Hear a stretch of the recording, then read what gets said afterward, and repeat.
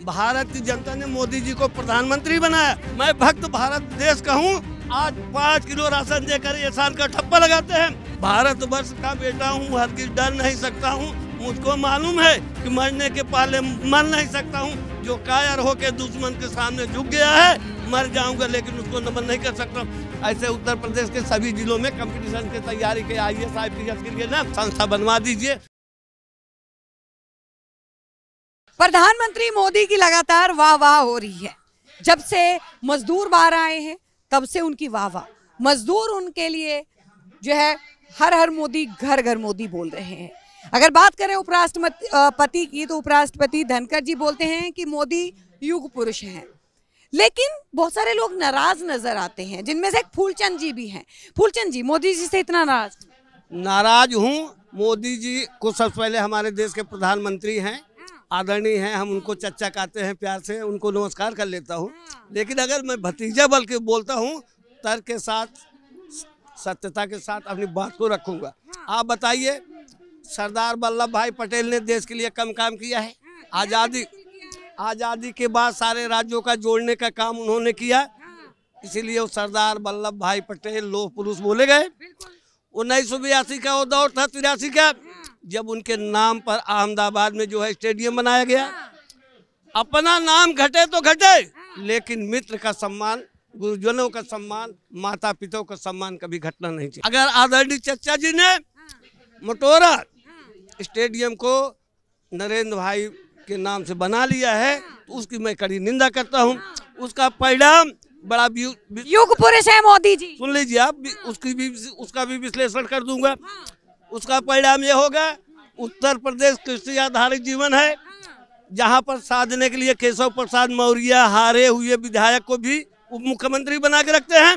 इधर पटेल जी की स्टेडियम को नष्ट कर दिए तो केशव प्रसाद मौर्य और जो महिला है, उस नाम भूल रहा हूँ, इलाहाबाद से आती हैं, ये पटेल वर्ग, कुर्मी वर्ग मोदी जी से बहुत नाराज हो रहे हैं। पटेल जी के कम से कम एक स्टेडियम उत्तर प्रदेश में मोदी जी बनवा दे। 3 तारीख के जो भयंकर आप परिणाम देखेंगी, कुछ लोगों का आंसू पोंछने के लिए रुमाल नहीं मिलेगी।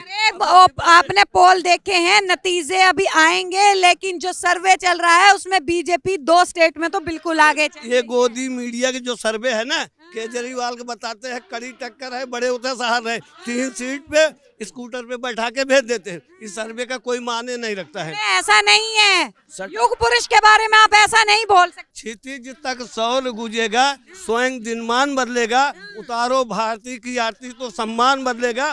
विवादों में डाल करके भारत माँ की कीर्ति मत करो धूमिल, करो शहीद और बेटियों की पूजा तो हिंदुस्तान बदलेगा। कहने का मतलब युग पुरुष वो हुए थे जो सत्याग्रह आंदोलन चलाए थे। ये तो अशांति जो है पूरे भारत में फैला दिए हिंदू मुस्लिम के नाम। तपस्या की है इतने साल मोदी जी ने, तब जाके युग पुरुष बने हैं, ऐसे बन गए। ये युग पुरुष नहीं है। सुनिए, भारत की जनता ने मोदी जी को प्रधानमंत्री बनाया। मोदी जी कहते थे भाइयों, जनता प्यार करती है। फूलचंद जी प्यार करती है ना, तो प्रधानमंत्री के गर्मिया में रहे। एक उच्च पद पर बैठा हुआ, उसके भाषा की गर्मिया होगी, भाव सरलता का होगा। अनाप शनाप बोल जाएंगे, युग पुरुष होंगे। अनाप शनाप बोल जाएंगे। एक प्रधान, भारत जैसे विशाल देश, बोला जाता है घर का मुखिया थोड़ा सा कड़क होना चाहिए। कड़क होना चाहिए ना। अब शब्दों की बाड़ी और भाषा शैली विशैली नहीं होनी चाहिए। कहाँ वैशाली भाषा का इस्तेमाल करते हैं? अच्छा तो बोलते हैं मोदी जी। मन की बात सुनिए। आप मन की बात से लोग उब गए हैं। अगर मोदी जी की अंदर कभी ये बात आए, काम की बात कर ले। सुनिए आप, ये कौन बोलता है 50 करोड़ की गर्लफ्रेंड? कांग्रेस की विधवा कौन बोलता है? मूर्खों का सरदार कौन बोलता है? ये हमें आजादी। आप पूछ, अगर कोई आपकी गर्मिया हो, अगर कोई कुछ बोल जाता है। मोदी के लिए भी तो इतना कुछ बोल दिए, वो नहीं आपको समझ में आया? राहुल गांधी पनौती बोलते हैं। आपको नहीं जानकारी। राहुल जी जब मंच से बोल रहे थे, हमारे बच्चे देश के बड़ा बढ़िया खेल रहे थे, अचानक कोई आ गया, तब तक जनता ने बोली पनौती। उनके मुंह का निकला हुआ शब्द नहीं है। आप देखिए, उनके मुंह का निकला हुआ शब्द नहीं। राहुल भक्त हैं आप, पता चलता है। मैं भक्त भारत देश का हूँ। इस देश में पैदा हुआ है, इस मिट्टी में पैदा हुआ हूँ। अगर इसके लिए मुझे मरना पड़ेगा, सब कुछ जवानों की तरह मैं भी हंसते हुए सीने पे गोली खा के मर जाऊंगा। मैं न मोदी का भक्त हूँ, न राहुल जी का भक्त हूँ, न मुझे चरण चुम्बन की भाषा आती है, और न चरण चुम्बन भाषा आती है, न किसी पार्टी का दुसाला ओढ़ रखा हूँ। भक्त मैं किसी की नहीं हूँ। देखिए, बड़प्पन झाड़ने वाले बहुत बौने और छोटे हैं, समझते नहीं हैं जो मर्म उनके भाग्य खोटे हैं। बड़प्पन झाड़ने वाले बहुत बौने और छोटे हैं, अगर बड़ा बनना चाहते हो तो डालो भाल पर माटी, इसी धरती में मेरे प्रभु राम और घनश्याम लौटे। आदरणीय चर्चा के लिए कहूँगा, आप उत्तर प्रदेश जैसे बनारस सीट से चुनाव लड़ते हो, जहाँ पर राम और प्रभु श्री राम और घनश्याम इसी मिट्टी में लेटे हैं। आप अपना बड़प्पन वाली भाषा छोड़िए। हमारे उत्तर प्रदेश कृषि आधारित है। आज गांव में आप चले जाइए, नल नहीं है, नल में जल नहीं, कहीं नल है कहीं नल में जल नहीं है। जल की व्यवस्था कराएं मोदी जी। कहाँ की बात कर रहे हैं फूलचंद जी, कहाँ की बात कहेंगे आप? शौचालय देखा आपने, जगह जगह शौचालय बने हैं। पहले इसी देश की महिलाएं बाहर खेतों में जाती। सुनिए, आप सुन लीजिए ना, चर्चा बाद में कहेंगे फूलचंद आपने हमें बताया नहीं। पहले से बता दे रहा हूँ कि उत्तर प्रदेश की क्या क्या समस्या है। आज 5 किलो राशन देकर एहसान का ठप्पा लगाते हैं। 1 कुंटल साड़ जो है ना हर खेतों में चल जाते हैं, लेकिन किसानों की कोई व्यवस्था नहीं होती है। लोग पानी के लिए दूसरे के नलों पर जाते हैं, घर घर अभी नल और पानी की व्यवस्था नहीं हो पाई है। बच्चे पढ़ लिख कर IT M.Tech B.Tech करके ना सड़कों पे परेशान है। कोई वैकेंसी अगर चुनाव 2024 से पहले चर्चा जी नहीं निकाले तो आप समझिए इसका भी परिणाम अच्छा होगा। सबसे ज्यादा बेरोजगारी एजुकेटेड लोग यूपी में ही है, जो मोदी जी के संसदीय क्षेत्र बनारस से शुरू करिए आप, गाजीपुर से और गाजियाबाद तक देख लीजिए, हर जिलों में जो है बेरोजगारी महंगाई है। अब चर्चा जी को 6000 किसान सम्मान निधि की जगह 12000 देना पड़ेगा, किसानों की मांग मांगनी पड़ेगी, बेरोजगारी भत्ता देना पड़ेगा।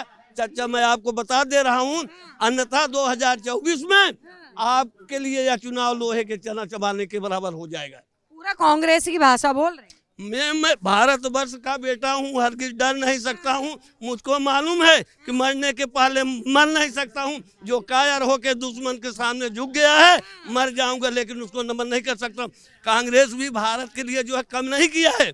आज मोदी जी जो कर रहे हैं ना, जिस एयरपोर्ट से उड़ते हैं, जहाँ चलते हैं, जहाँ जनसभा वो सारी चीजें कांग्रेस की बनाई हुई। मैं भाषा जो है ना चरण चुम्बन वाली भाषा नहीं कर रहे हैं आप, तो लग रहा है आपकी क्या ऐसे मैंने क्या बोल दिया कि तारीफ कर रहे हैं आप हर जगह पे। बीजेपी के 9 साल बेमिसाल तो आपने रद्दी कर दिए। बिल्कुल एक बात बताइए, 9 साल बीजेपी के 9 साल में जितना अत्याचार बहन बेटियों में, जो भारत विभूषित रही, स्वर्ण से विभूषित रही, आभूषण से, हर तरह से मान सम्मान जो भारत का गौरव बढ़ाया। निर्भया कांड कौन सी सरकार के वक्त में हुआ था? अगर वो 12 नवंबर 2012 में अगर वो कांड हुआ था तो उसकी भी कड़ी निंदा यही पर आकर के मैंने किया था, धरना प्रदर्शन पे सारी बात। तो आप ये नहीं बोल सकते ना कि बीजेपी की 9 साल में जो है महिलाओं पे अत्याचार। देखिए, एक महिलाओं के क्राइटेरिया, एक श्रेणी होती है कि सामान्य महिला है कि उच्च वर्ग। 33% आरक्षण दिया है महिलाओं को बीजेपी सरकार ने। महिला जी 33% नहीं, वो जो दिया जा रहा है 2026 में आए महिला बिल बंधन जो पास हो रहा है ना, ये आरक्षण तभी लागू होगा। आपको एक सर्वे करके देखना होगा कि भारत में महिलाओं की संख्या कितनी है, कितनी शिक्षित है, कितने पास कार है, कितने के पास घर है, कितने के पास मकान है। आपने जाति जनगणना कराया नहीं, आरक्षण देने को राजी हो गए। किसको देंगे आरक्षण बताइए आप? आरक्षण गणना होनी चाहिए ना।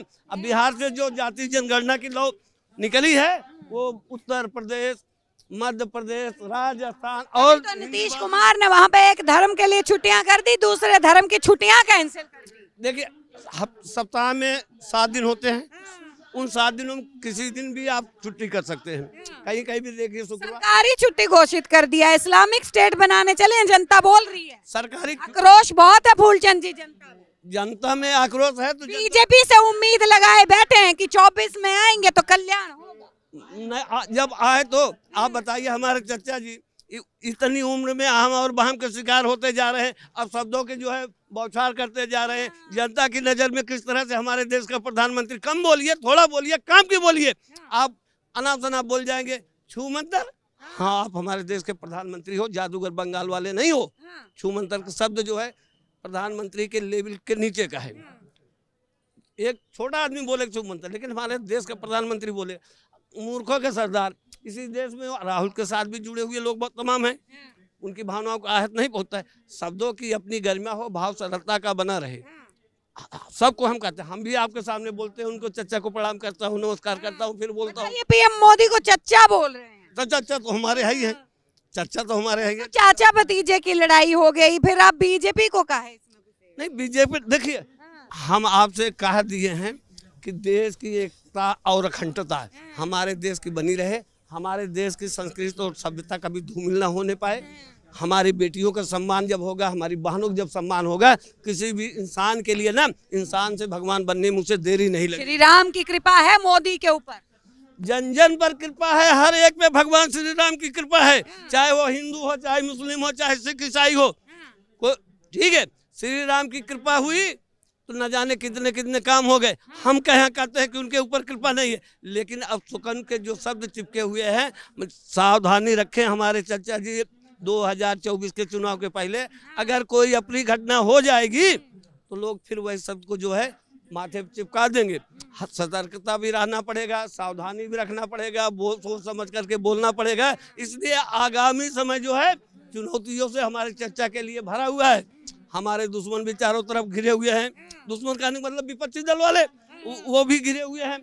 उसके बाद हमारे देश की स्थितियाँ भी हुआ है और बाहर के देश हमेशा आक्रमण करने के लिए सोचते रहते हैं। कई ऐसी परेशानी है, बहुत सावधानी और सतर्कता से अभी 4 महीने चर्चा को रहना है। अब मैं निवेदन करूंगा, ऐसे अनाप शनाप शब्द ना बोलें। 2024 का चुनाव है, कुछ सरलता लाते हुए किसानों को भी राहत दे दें। हमारे किसान, हमारे फौजी जवान, ये सब लोग जो है ना, छोटी पेंशन की मांग, पूर्व पेंशन के ना, उनकी पेंशन के लिए जो है बहुत दिन धरना प्रदर्शन किए हैं। चर्चा आपसे प्रार्थना है कि इनको भी कुछ रियायत दे दीजिए, इन्होंने देश के लिए कम नहीं किया है। कितने वीर जवान सीमा पे जाके सीमा की सुरक्षा करते हुए शहीद हो गए ना, उनके परिवार के भरण पोषण के लिए कुछ तो कर दो। मेरी आपसे चाचा प्रार्थना है, चाचा मोदी जी से। हाँ चाचा सुन भतीजे वो वाली बात है, लेकिन यहाँ भतीजा चाचा को सुना रहा है। नहीं, हमारे चर्चा है, हम अपनी बात को प्रखरता से, मुखरता से जनता के माध्यम से कह रहा हूँ कि मैं प्रतापगढ़ उत्तर प्रदेश की धरती से आता हूँ। हमारे जिले में तमाम समस्या है। आज बच्चों के योगी है वहाँ पे, योगी है, योगी जी के एक काम की मैं अत्यंत सराहना करता हूँ कि अब मोदी जी उसमें सहयोग कर दे। नोएडा में एक जो है कोचिंग सेंटर खुला है, जो बच्चे जो स्मार्ट क्लास है, सारी सुविधा है, ट्यूशन के एक भी पैसा नहीं लगता है, पढ़ने के एक भी पैसा नहीं लगता है, अच्छे अच्छे टीचर, अब विज्ञान टेक्नोलॉजी से सारे रूम लेस पूरे कंप्लीट हैं। योगी जी से कहूँगा कि आप ऐसे बाबा जी 2-4 और करवाइए। ऑलरेडी चर्चा से कहूँगा ऐसे उत्तर प्रदेश के सभी जिलों में कंपटीशन की तैयारी के IAS IPS के लिए ना संस्था बनवा दीजिए। ये हमारे बच्चों के उज्जवल भविष्य के लिए बहुत बढ़िया होगा।